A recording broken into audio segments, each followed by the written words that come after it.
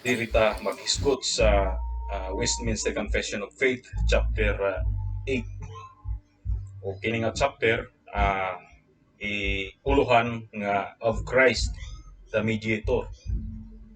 Ang pasabot si Kristo nga mao ang tigpataliwala. O siya ang naga nidupa. No? Partikularmente, nagapataliwala siya tali sa Dios, no? O sa tao. Sumugid na ang gisgutan din pero siyempre usa ni siya ka part ug dako kay ni nga part sa Christology, no? Sa mag mag-study sa dogmatics or sa systematics. So dinhi atong uh, pagatun-an, no? I-study nato kining section 1. Sa section 1, akong basahon ni it pleased God in His eternal purpose to choose and ordain the Lord Jesus, His only begotten Son, to be the mediator between God and man, the prophet, priest, and king, the head and savior of His church, the heir of all things, and judge of the world, unto whom He did from all eternity give a people to be His seed, and to be by Him in time redeemed, called, justified, sanctified, and glorified.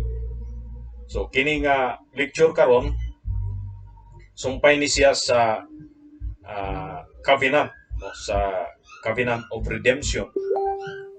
Now, kaning covenant of redemption, sa akong gikaingon, na hitabo kini sa eternidad. So ang mga Westminster Divines sa diha nga ilang gigama ang confession, kining Westminster Confession, no?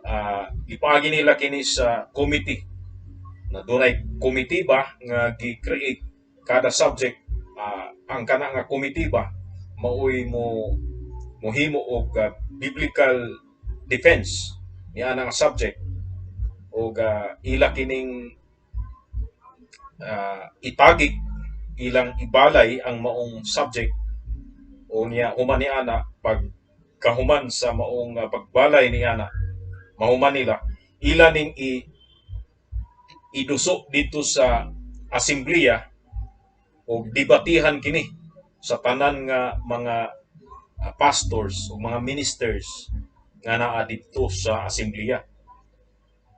So ang pagkatagik ni ining tanan, no, ang kada usa ka subject title ila kining gi-arrange sa logical nga pamaagi. So imo makit-an nga logical ang pagkatagik niini from kaning from the doctrine of scripture, ug muend kini sa eschatology, sa the doctrine of the last things. So dinhi ang chapter 7 nga nagtackle sa doctrine sa covenant, gisunod dayon kini of Christ the mediator. Tungod kay logically kinahanglan gyud nga mosunod kining duha, nga ang covenant, which is the covenant between the Father and the Son, unya ang Son mo ay representative sa mong covenant.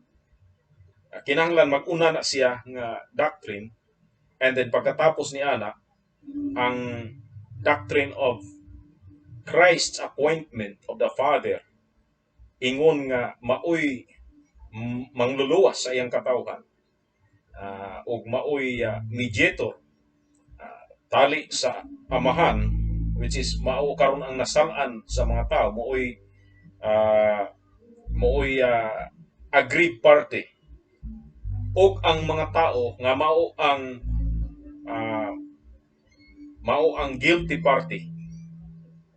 So both ang aggrieved party ug ang kining accused, which is ang kaning guilty party, dito sa eternidad, no, daan na kini nga gi-arrange nga si Kristo mao ang representative sa maong covenant. So nakig-covenant si Kristo sa Amahan in behalf niining iyang katawhan. Now, dinhi sa mong covenant, gisunod ayon nga siya maoy mediator gayud. Mediator.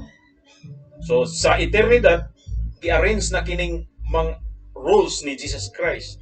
Kining rules ni Christ nga second person sa Trinidad, i-arrange daan. Kung imong tanawon, ang Trinidad, dunay ang salvation is Trinitarian. No, Trinitarian ang salvation kung imong tanawon diha. Kay makita nimo nga although ang kada usa adunay iyang trabaho nga particularmente siya gyud ang in charge ni ana.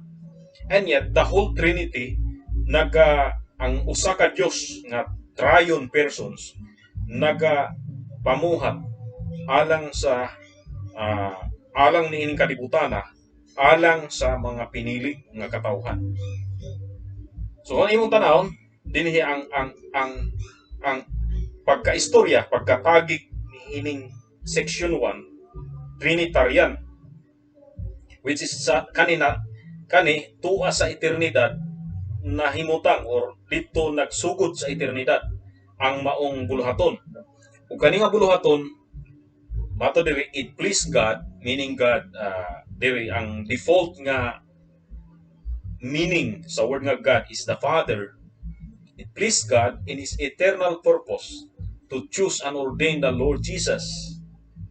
So dito sa eternidad, dili lang ang elect nga angels o mga tao mao ang tumbok o object sa election, sa choice sa Dios nga Amahan, kung dili ang object sa choice sa Amahan usab mao ang iyang anak o si Jesus Christ. So dito sa eternidad himong gi-elect si Jesus Christ, no? Gi-ordain siya si Jesus Christ, o ang iyang election sa iyang anak nga mo si Jesus Christ itudlo dito sa eternidad alang sa trabaho, no? Alang sa kanang gitawag nga work description or job description sa ato pa diri nga term, doon na daday job description nga gihatag sila ang Trinidad sa iyang anak, no, sa anak sa Amahan nga mao si Jesus Christ. Doon na siya daan nga iyang trabaho o iyang appointment dito pa lang sa eternidad. So makita nimo nga ang appointment ni Ginoong Hesukristo wala mo sumikad diri sa oras, kung dili dito pa lang sa eternidad nagsumikat ang iyang appointment. Kani nga appointment usa kini ka resulta sa covenant. So ang iyang appointment is dili i-appoint ingon nga anak. No. Kaya ang pagkaanak is nature sa pagka-Diyos nga dunay anak ang Diyos nga Amahan. Part na sa nature sa pagka-Diyos. Part na sa Godhead nga dunay anak ug dunay Espiritu Santo. Ingon kana nga mao kana ang kinatibuk-an nga description sa Diyos. Usa dili pwede i-appoint siya ingon nga anak. Ang appointment niya, anak na daan siya o Lord na daan siya. I-appoint siya to be mediator, tigpataliwala. Dito pa lang sa eternidad, ang iyang papel ingon nga tigpataliwala tali sa Dios nga mao ang aggrieved party o sa tao nga mga accused party o mga guilty party. Dito sa eternidad nahitabo kini, no? O dili lang kay ingon nga tigpataliwala, tanawon ni mong meaning naagi mga tao nga pangabugaran niya. Now dili lang kay tigpataliwala siya, kung dili i-appoint usab siya ingon nga propeta. propeta, pari ug hari. Unsang particular nga yang gitrabaho ingon nga propeta? Unsa kini nga trabaho partikularmente? Propeta ba siya alang sa tanan nga katawhan sa kalibutan? O pari ba siya alang sa tanan nga katawhan sa kalibutan? No? O hari ba siya alang sa tanan nga katawhan sa kalibutan? Una sa tanan, makita nimo nga propeta siya alang sa tanan nga katawhan, dili ingon nga savior sa tanan nga katawhan, propeta lang. Nagpasabot nga bisan sa mga unbelievers, siya nag-act as prophet para sa tanan nga katawhan, nga ang tanan niyang isulti word of God. So walay gisulti niya nga dili word of God. So nagwali siya, apil na dito sa mga reprobates nga mga Hudyo, sa mga Sadducees, sa mga Pharisees. Iwalihan niya ang mga reprobates. So prophet siya, apil sa mga reprobates. Apil ang mga elect.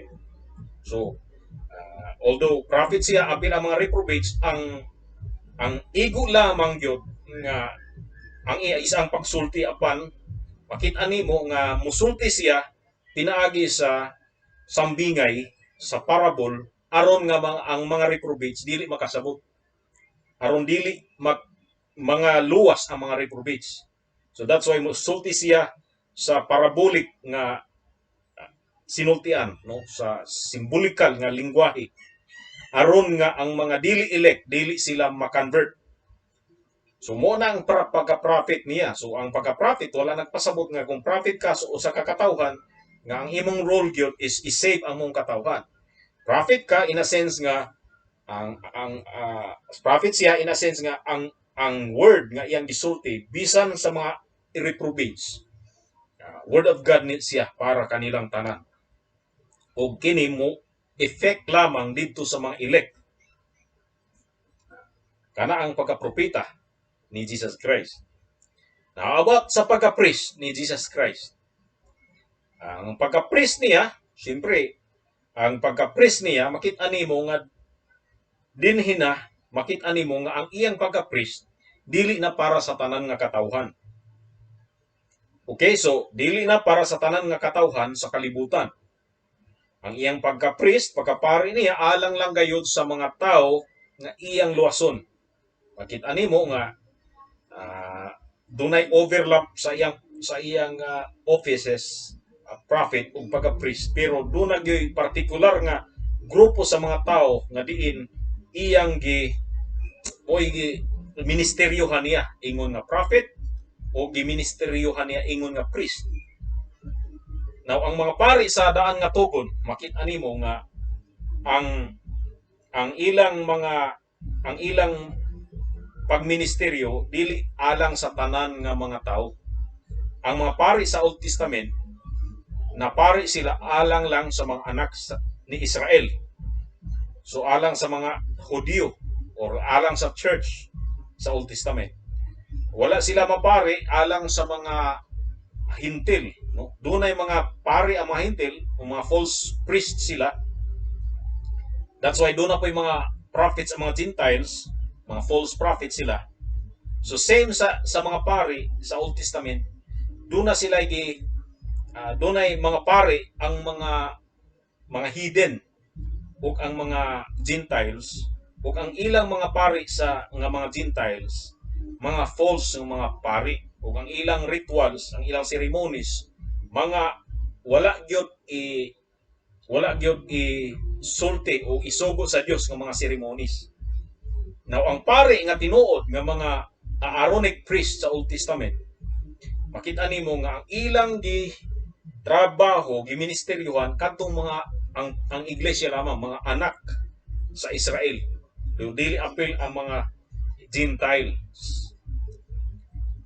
Now si Jesus Christ ingon nga pari siya kang Melchizedek siya. Now si Melchizedek usa ka pari sa Salem, hari sa Salem. So kaning prophet and priest, or at least prophet, priest, and king na anak sa kang Melchizedek. So mao gyud gyapon nga naa kang Jesus Christ ingon nga kalinyada siya ni Melchizedek, pari siya alang sa iyang gingharian.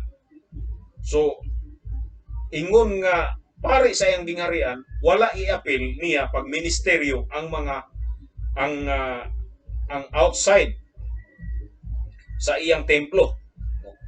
So ang pagkahari ni Jesus Christ twofold. Na ay iyang hari siya sa iyang katawhan, at the same time hari po siya sa mga dili niya katawhan, mga bisan sa mga enemies niya. Ug enemies na to hari siya, pero well, paingon tan diha niya na. Dili usa sa pagkapari. Ang pagkapari gyud, no? Ang pagkapari gyud alang lang gyud sa katawhan niya nga girepresentahan. So atong malakbitan ang pagkahari dinhi gumikan kay kang Melchizedek man siya kalinyada ang iyang pagkapari sa order man ni Melchizedek. So therefore, masulod diri ang pagkahari kay ang prophet o ang priesthood ug ang kingship usa man sa usa ka persona ni Melchizedek. So diha kang Kristo mo gihapon giusa sa usa ka persona nga mao si Jesus Christ, pero prophet, priest, and king at the same time. So ang pagkahari ni Jesus Christ twofold. Hari siya ingon nga creator o sa tanan, hari siya sa mga anghel, hari siya sa mga reprobates, hari siya sa mga animate ug inanimate objects nga diskalibutan, hari siya sa tanang intelligent beings, spiritual o corporeal, hari po siya sa iyang katawhan. Pero dinhi nga pagkaistorya, ang iyang pagkahari is hari sa iyang katawhan. Special nga kingship kini. Kay kini nga kingship, ang iyang giharian gyud naghari siya sulod sa iglesia nga mao ang iyang katawhan. So hari kini nga diin ang iyang pagkahari exclusive lang sa iyang katawhan. So kini ang pagkahari ni Jesus Christ dinhi. Now, kanang tulo, prophet, priest, and king, kada usa ni ana di kinahanglan nga dihugan og lana, no? Before ka sa Old Testament mahimong pari, mahimong propeta, kinahanglan nga dihugan ka og lana, dunay anointing. O gihapon sa diha nga mapari ka sa Old Testament, dunay anointing sa oil gihapon kanimo. O mo gihapon sa pagkahari, dunay anointing sa oil para mahimo kang hari. So diha si Jesus Christ perfect nga siya mao ang Kristo, siya ang Messiah, the anointed one. Tungkol kay anointed siya as prophet, anointed siya as priest, ug anointed siya as king. Now kanang tanan naa sa eternidad di-arrange kanang iyang trabaho ug kanang iyang posisyon. Now karon nipadayon ang confession nga sa iyang pagkapropeta, pagkapari ug pagkahari, siya mao ang ulo ug mangluluwas sa iyang iglesia. Okay, so dinhi kaning word nga head dinhi dunay relationship kini sa iyang pagkabana sa iglesia. Pagka siya ang pamanhunon ug ang iglesia mao iyang pangasaw-unod. So dinhi makita nimo si Jesus Christ ingon nga pamanhunon sa iglesia. So therefore kay pamanhunon sa iglesia, ang iglesia ang iyang pangasaw-unon, iyang luwason, giluwas niya ang iglesia. So kana ang word nga head diha na connect, diha na diha ang involvement or diha ang iyang pagka-head na bilong, no? Sa iyang pagka pamanhunon, groom sa iglesia, ug ang iglesia mo ang bride niya. Ug kana sa akong giingon dito sa eternidad i-arrange na daan. So makita nimo ang Calvinistic language sa atong confession diya sa mediatorial work of Christ nga nagmediate siya as mediator siya alang lang yun sa iyang iglesia. Kung doon na may iyang trabaho outside sa church, no, ingon nga hari, creator sa tanan nga butang, pero dinhi dako gyud ang iyang trabaho dito sa eternidad nga gi-assign sa amahan kaniya alang sa iglesia, alang sa katawhan sa Dios. O dinhi ang description usab o iyang position, ang iyang position sa between sa Trinidad, ingon nga anak sa Dios. Ang tawag kani heir of all things. So heir, siya ang manununod, siya ang nangirin siya. Kung maana kag manununod, nagpasabot ka na nga adunay property, adunay ownership nga gibilin, no? Gibilin ang amahan og siya ang manununod. Dili ingon nga ang amahan mawala na kay forever na ang amahan. Pero meaning kung unsa ang position o possession sa amahan, mausab ang iya usab. Walay possession sa amahan nga wala i-possess ni Jesus Christ. Kung ang meaning niya ng heir of all things. So, ang iglesia ug ang kanasuran mo ng all things niya. Ang iglesia ug ang kanasuran. Siyang heir. Dili lang sa iglesia kundi apil usab ang kanasuran. Ang hidden, no, ang sa karon makita nimo nga dunay war between Ukraine and Russia. O kana indirectly war between communism ug sa kining capitalism. Ang communist Russia nag-war against sa kaning capitalistic nga Ukraine. Ang Ukraine ang nagdapig sa Hurricane ang NATO, ang Amerika, ang Allied Force. No, ang kaalyado sa Russia silently ang China, ang North Korea. So makita nimo nga dunay alyansa karon sa duha ka ideology. Dunay mag-alyansa ang kada ideology. So, ang para sa uban, si Kristo naghari alang lang sa mga naas kapitalista, no. Sa Bible, niingon gyud ang Biblia nga hari si Jesus Christ bisan sa Russia o bisan sa Ukraine, sa China o sa US, sa North Korea, sa South Korea, sa Pilipinas o sa Spain. So, tanan kini, no, tanan kini, Taiwan o China, tanan kini nga mga nasod. Walay nasod nga wala hari ni Jesus Christ. Tanan siya hari. So, naghari siya sa tanan. Busa pag ingon nga siya ang heir of all things, iya nga gipanunod ang tanan nga mga butang. Siya ang nangirin siya. So, walay property ang amahan nga dili si Jesus Christ mo'y heir, mo'y heredero. Now, naapoy iyang laing posisyon din nga gihatag sa amahan kang Jesus, gi-appoint kang Jesus, mao ang maghuhukom sa kalibutan. No? Judge of the world. So kining tanan tuwa sa eternidad, tuwa pa lang daan na gi-arrange kang Christ. Apil ang iyang pagkahuwis, ang iyang maghuhukom sa kalibutan. O kaning judge, ang judge sa Bible, ang hari raman, dili sama sa atong panahon karon nga ang judiciary lahi kaysa executive. Ya lahi ang sa legislative. Pero sa biblical times, ang king maura po na siya ang nag-function as judicial officer or as judge, ug maura gyud po nag-function as lawmaker, ug maura gyud po nag-function as uh, executive was as king. So makita nimo nga kanang tulo ka sa ato nga panahon karon, tulo ka departments na hiusa sa usa ka office as king.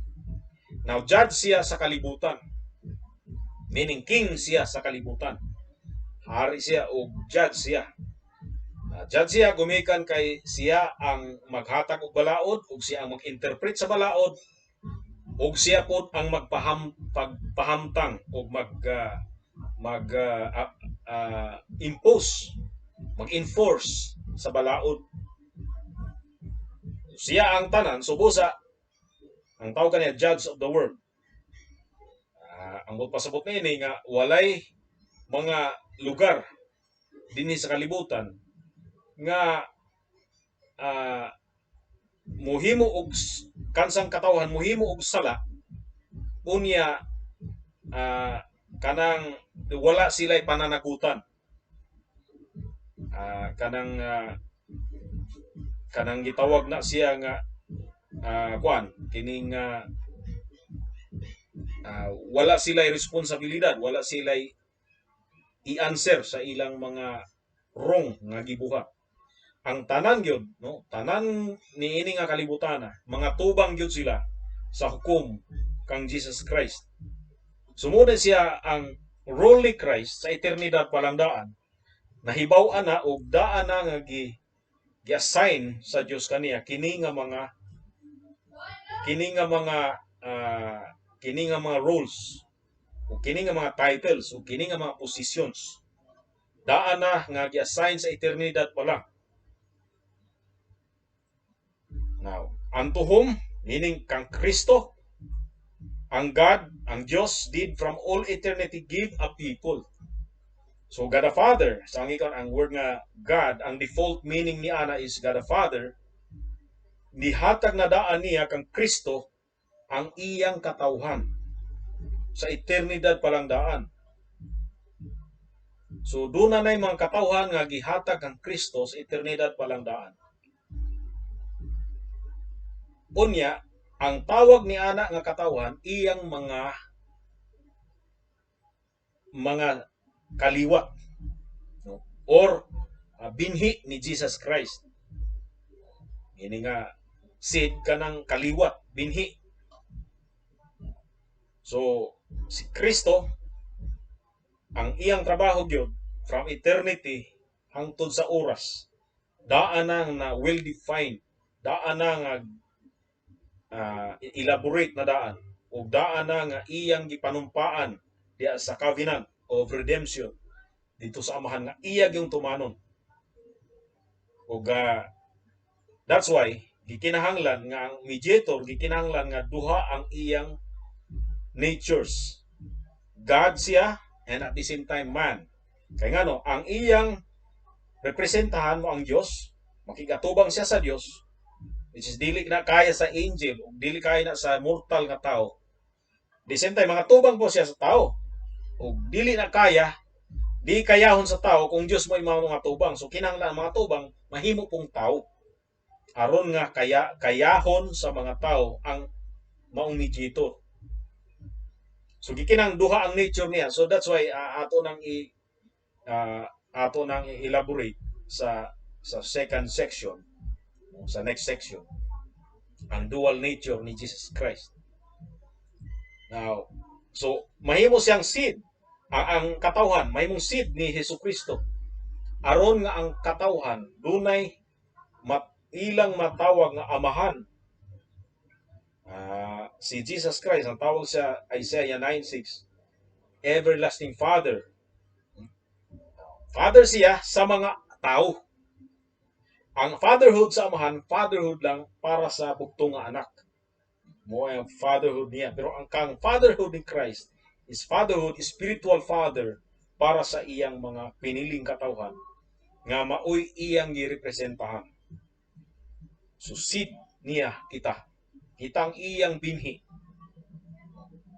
And to be by him in time redeemed.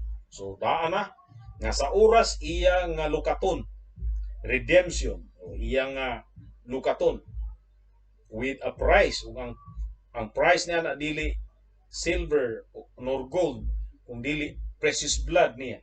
Ang iyang kinabuhi mo iyang bayad. Kay ang atong kinabuhi actually karon nakautang na ta og kinabuhi sa Dios the moment nga nakasala si Adan o si Eva.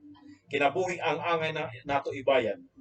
So si Kristo ang iyang kinabuhi iyang gibayad ingon nga lukat alang kanato. Instead nga kita ang mamatay, si Kristo mooy namatay alang kanato. So ang tawag kaniya is redeemer. Niya mato dia in time cold. Now dinhi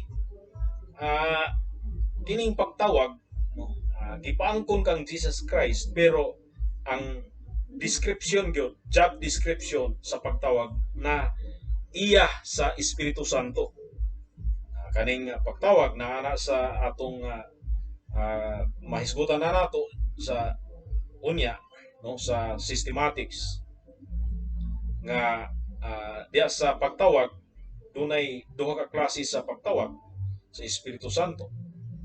Una is ang external call o ang pagtawag pinagi sa paggamit sa mga magwawali, ug ang mga magwawali maoy mutawag sa makasasala pinagi sa pagbandilyo sa pulong sa Dios, pinagi sa pag-announce sa gospel, ug ang mga anak sa Dios nga ki-regenerate sa Holy Spirit mo respond sa call. Na muna ang external call, pero ang internal call mo mismo ang pagtawag sa Espiritu Santo. Kung si Kristo, kang Kristo ang iyang trabaho sa pagtawag sa makasasala, tawagon niya aron mabanhaw sa espiritual nga pagkabanhaw ang makasasala. Ug ang makasasala mabuhi pag-usap, mabuhi siya. So, ang tawag niya na is spiritual rebirth. So mo na ang new birth, mo na ang regeneration. So ang Spirit ni Christ, no, which is ang Holy Spirit usab, maoy mahimong agent nga diin ang patay mabuhi o inikabuhi sa patay. That's why mo respond siya karon sa tawag sa Ebanghelyo. So kana ang tawag sa calling dinhi. Si Kristo na o redeem, si Kristo gyapon mo call pinang isang Espiritu Santo, o si Kristo mo justify. Ang justification ni atong isgutan na sa naay separate nga chapter sa justification. Dunay separate po nga chapter sa sanctification. O of course, mahisgutan usab ang glorification. O kana ang tawag niya na is kanang ordo salutis sa soteriology, sa doctrine of salvation. Ordo salutis ang tawag niya na. Diri sa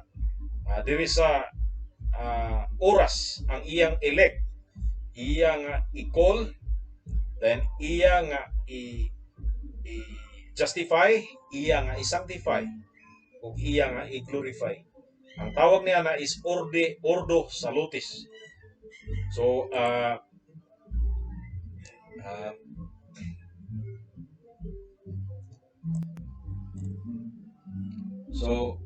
kung ordo salutis, akong i-kuan diri.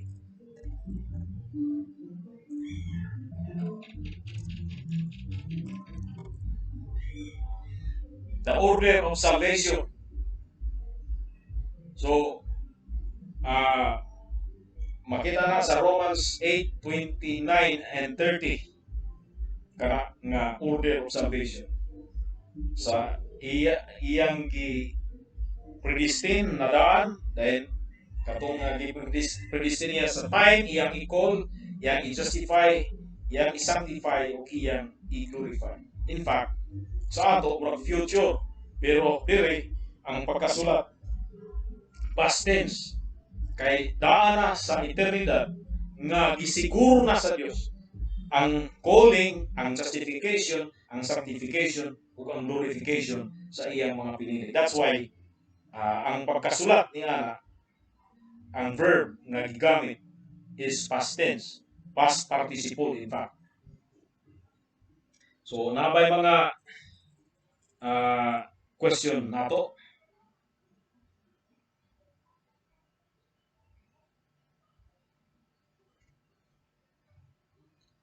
Wala na. Question mo.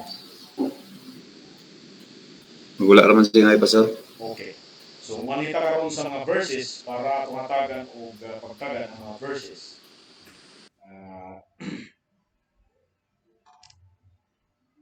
So, dinhi sa Isaiah about sa pag-elect ni Christ, makita nimo ang Isaiah 42:1 nga gisulti diri, "Behold my servant whom I uphold, mine elect, in whom my soul delighteth. I have put my spirit upon him. He shall bring forth judgment to the Gentiles." So si Jesus Christ ang tawag sa amahan is my elect. Okay? So, ang election, dili lang sa angels o sa mga tao, kung dili sa iyang anak, na si Jesus Christ. Elect din sa eternidad, na mahimong Savior, mahimong Redeemer, mahimong Mediator, Prophet, Priest, and King, para sa iyang katawan. Now, dere, mo ang election sa office as servant. As servant. Nasa 1 Peter chapter 1 verse 19, "But with the precious blood of Christ, as of a lamb without blemish and without spot." Verse 20, "Who verily was foreordained before the foundation of the world, but was manifest in these last times for you."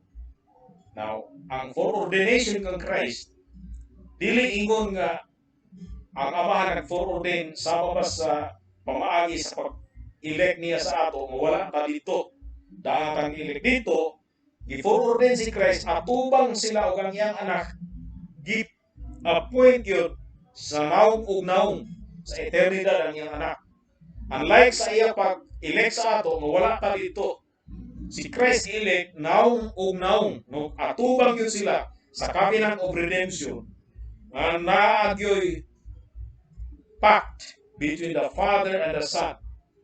So dinhi makita nimo nga dunag yoy covenant nga hitabo, ug ang covenant apil ni ang foreordination ng Jesus Christ.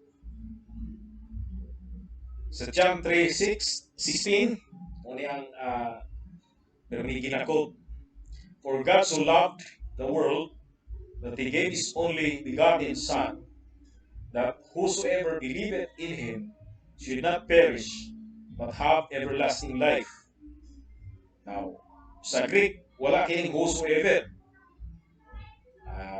Sa Greek, ang pagkasulat, that everyone that keeps on believing in him, muna ang meaning niya. So, everyone that keeps on believing in him should not perish. So, daan ang i-identify katong iyang gihigugma, o daan ang i-identify katong hatagan niya siyang anak, which is daan ang i-identify na sila mo mga believer ng Jesus Christ. So, ang whosoever dere, wala sa original. In fact, ang uban na translation, sa Old English translation, sama sa kang Wycliffe na translation, is all who believe. So, tanan nga nagtuo kaniya. So, muna nga dili nga bisa kinsa lang ang nituo wala. Pero kung imo sabtong gyud bisan sa King James version, ang object sa iyang gugma kadto lang yung nagatuo. Meaning, nagatuo sila, mora po na object sa iyang gugma. Na pagtuo dili mo kondisyon aron mo higugma ang amahan sa ila. Ang pagtuo ni sila nagatuo kay sakop man sila sa gi-identify na daan sa amahan. Sa gi-love na daan sa amahan. 1 Timothy chapter 2 verse 5, "For there is one God and one mediator between God and men, the man Christ Jesus. Makita nimo nga gikan ni sa Old Testament nga fact. Kini nga kamatuoran gikan sa Old Testament hangtod sa New Testament, hangtod sa atong panahon karon nga walay maluwas kung dili muagi sa mediatorship ni Jesus Christ.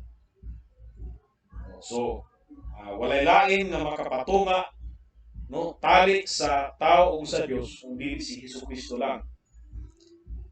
Dinhi ang exclusivity ni Jesus Christ gyud makita nimo nga walay lain nga makadupa taliwala ka nato og sa Dios kung dili si Hesukristo ra gyud. Kay so kana sa eternidad gi-arrange sa Acts 3:22 may tungkol kini sa pagka-propeta ni Jesus Christ.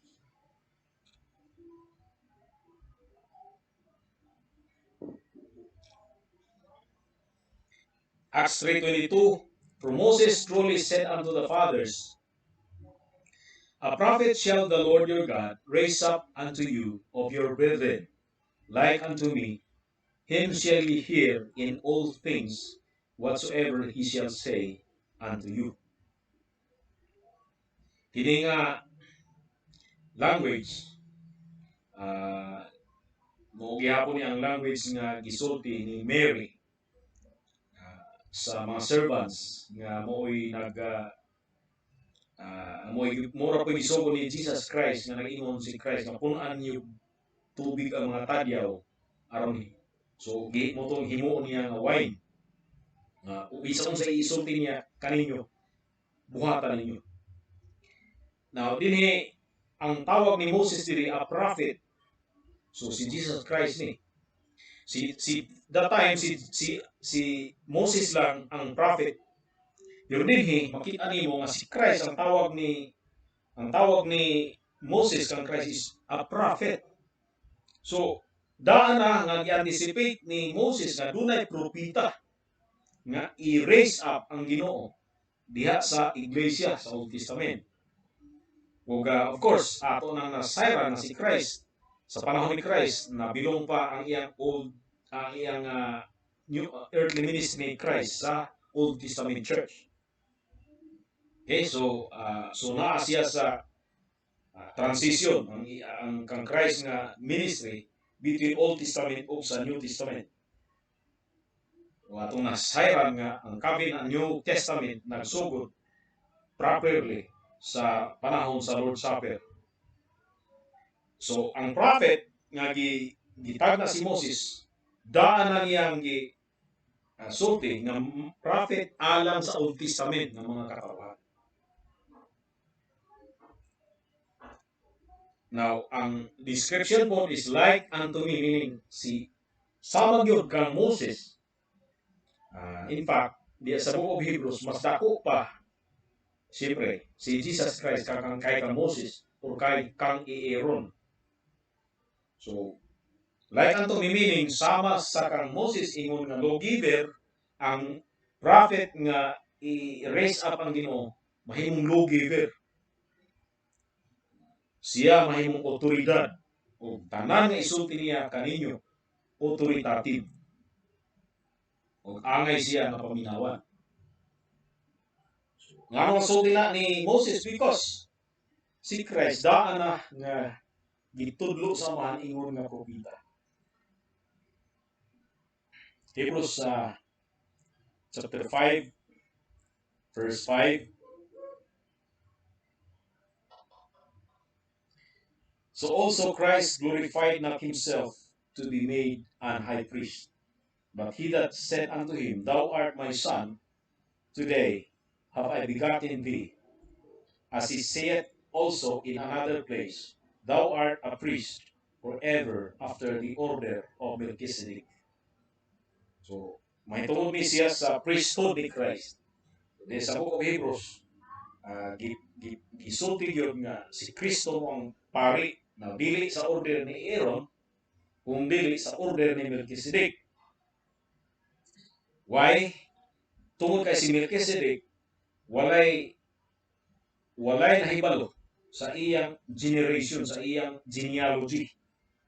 walay amahan o inahan, meaning sa writer sa Hebrews, wala niya gipanunod ang iyang priesthood o ang iyang kingship sa iyang bloodline sa earthly father o mother. Muna meaning diha nga walay amahan o walay inahan. So nahimo siyang hari nga ang iyang nobility niya wala niya i-base sa earthly nga genealogy. So the same kang Christ, ang iyang pagkapari wala niya i-base sa earthly genealogy. Kaya kung i-base niya,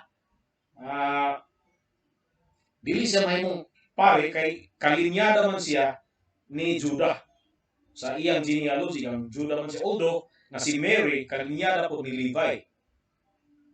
But of course, inahanan aside, na ang pagkapari sa Old Testament wala ibase sa linyada sa inahanan side kundi sa amahan side na kinahanglan usa siya kaliwat ni Levi, but particularly kaliwat siya ni Aaron.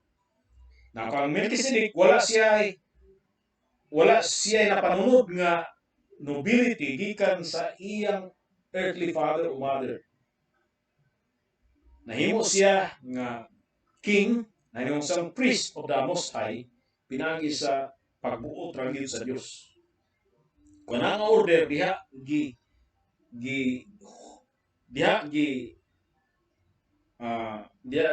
draw ang kingship ni Jesus Christ ug ang iyang priesthood. Okay, so diripunta sa pagkahari ni Christ. The Psalm 2:6, yet have I set my king upon my holy hill of Zion.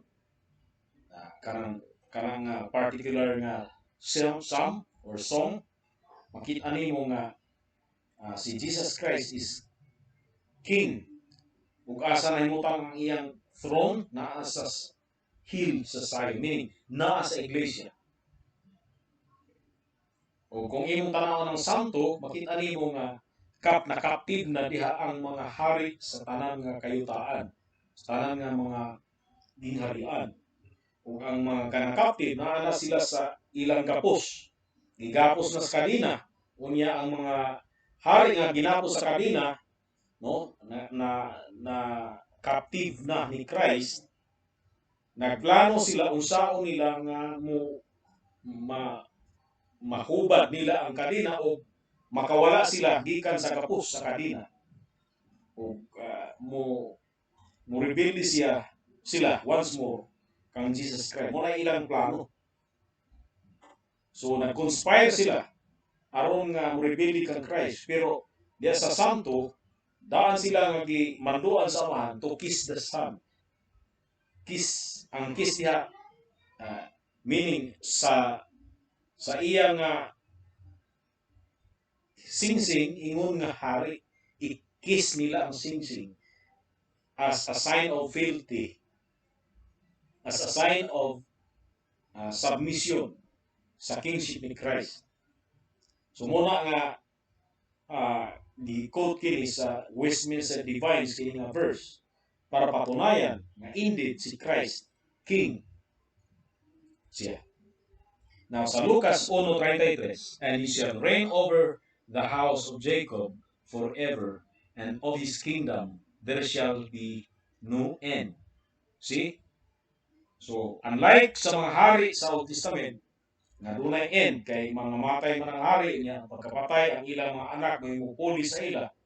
Si Jesus Christ, no, mamatay man siya tungod kay mamatay siya alang sa pagbayad sa sara sa katawan, pero mabuhi siya pag-usab, mabanhaw siya. O ang iyang gingharian wala na'y kinutuban. Meaning, ang pagkahari niya yung hari sa kalibutan, ug ang iyang trono naa sa iglesia, muhari siya forever. Now, ang iyang paghari, dili kini ang millennium, ha? Ang millennium, mao ka ng paghari sa iglesia kauban ni Jesus. O ang harian, mao ang kanasuran. Dili ni mo ang millennium, kini paghari nga gitawag ni nga paghari. Kundi paghari lang yun ni Jesus.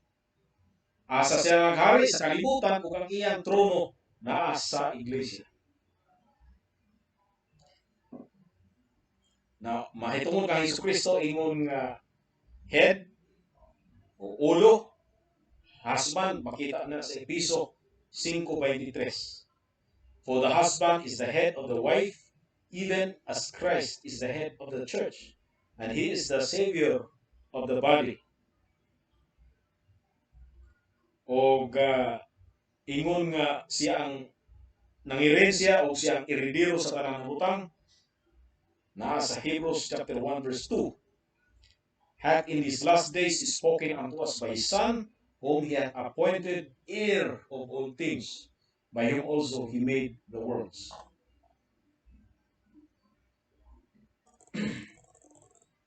Now, may tungkol sa iyang pagkahuwes, siya ang dili abogado, huwes, siya ang maghuhukom, naa sa Acts chapter 17 verse 31, because He hath appointed a day in the which He will judge the world in righteousness by that man whom He hath ordained, whereof He hath given assurance unto all men, in that He hath raised Him from the dead.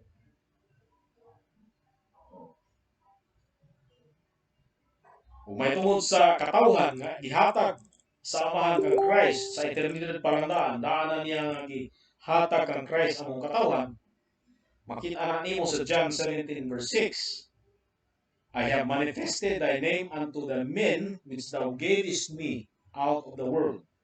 Thine they were, and thou gavest them me, and they have kept thy word. Nakot sa Salmo 22:30, a seed shall serve him, it shall be accounted to the Lord for a generation. So, ang elect, ang tawag kanila, binhi ni Jesucristo. No? O mahitungod sa iyang kugalingon, ingon nga sakripisyo, ingon nga redeemer sa iyang mga pinili. No? Naa sa Isaiah 53:10, yet it pleased the Lord to bruise him, He hath put him to grief. When thou shalt make his soul an offering for sin, he shall see his seed, he shall prolong his days, and the pleasure of the Lord shall prosper in his hand. Nanong mo prosper man because ang tanan nga gipakamatyan niya, walay usa kanila nga mawala. That's why mo prosper yun. Mo prosper ang purpose sa Ginoo nga ang tanan nga iyang mga pinili maluwas. Mo prosper yun.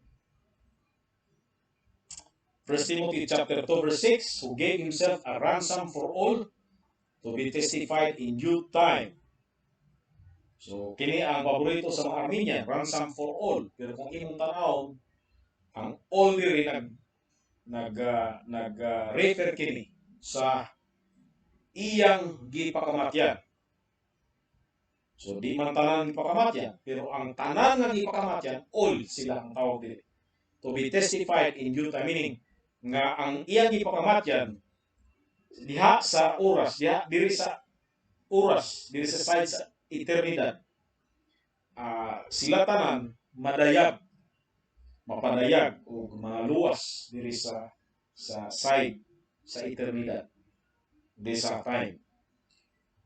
Isaiah 55:4, behold, I have given him for a witness to the people, a leader and commander to the people. Behold, thou shalt call a nation that thou knowest not, a nation, and nations that knew not thee shall run unto thee because of the Lord thy God, and for the Holy One of Israel, for he hath glorified thee. Kita nimo nga ang wala magkaila kaniya nga nasod, no? Kadtong mga nasura tawgon. So ang tawag din both external and internal call. Tawgon ang mga kanasura pinagi sa Ebanghelyo, pinagi sa mga magwawali kung sila mahimong katawhan. For he hath glorified thee. So ang kanang glorification gi-assure na diri nga si Christ i-glorify ug ang iyang asawa usab i-glorify ang iglesia. 1 Corinthians chapter 1 verse 30, but of him are ye in Christ Jesus, who of God is made unto us wisdom and righteousness and sanctification and redemption. So, nahimo si Jesus nga wisdom, nahimo siyang righteousness, nahimo siyang sanctification, ug nahimo siyang redemption. So, klaro nga ang mga anak sa Dios dunag yoy kasiguraduhan sa ilang kaluwasan. Dunag yoy kasiguraduhan o ang dinhi gipakita lang yun nga outside kang Christ walay kaluwasan. So, may mga question nato.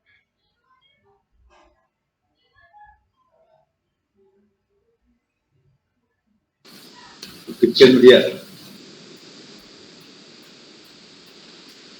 Kung walay question, Kuan pastor, katulang sa pagka katulad sa Luke chapter 1 verse 33.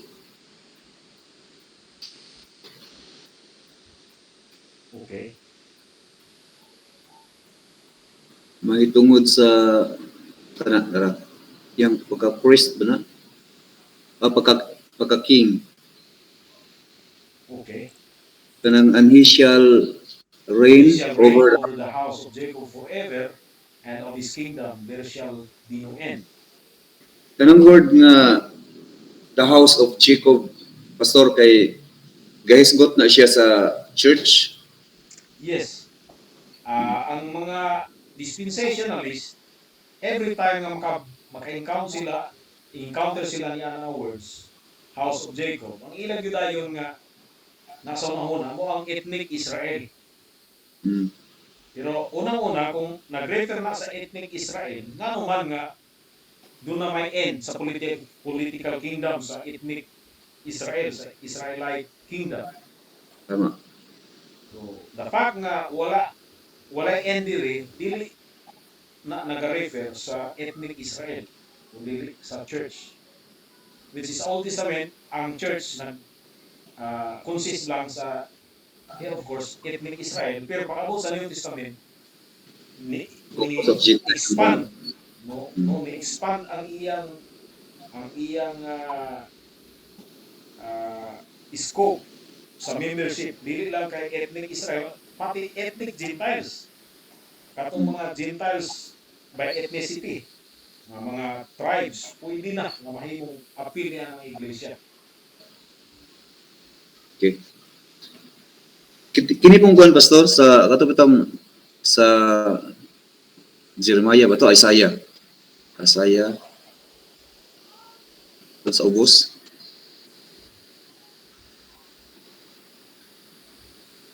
Kaning 55:4.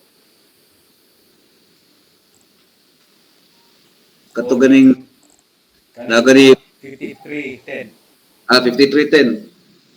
Kanang word nga, and the pleasure of the Lord shall prosper in his hand.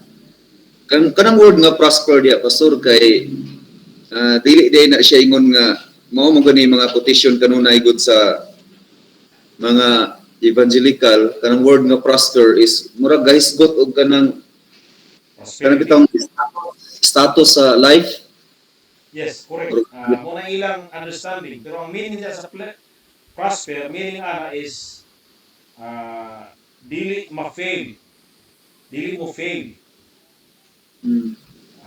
Ang tuyo niya matuman yun.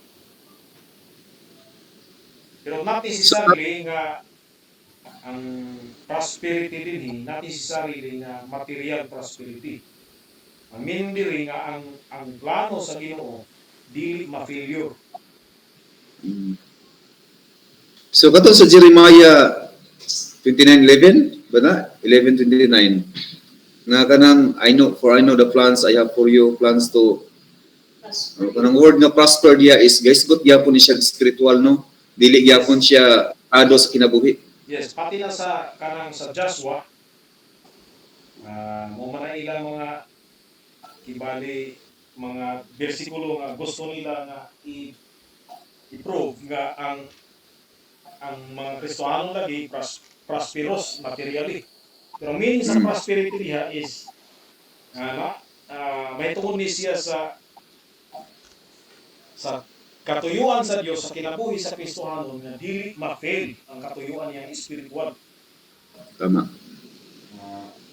Halimbawa, Joshua 1:6.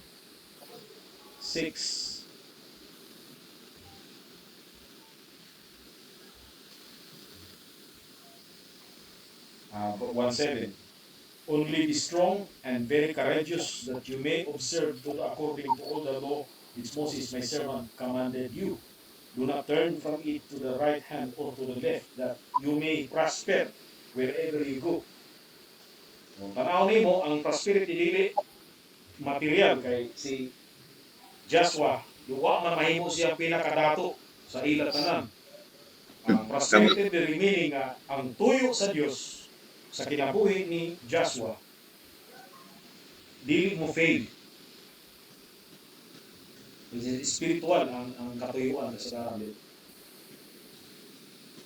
Tama yun. So salamat o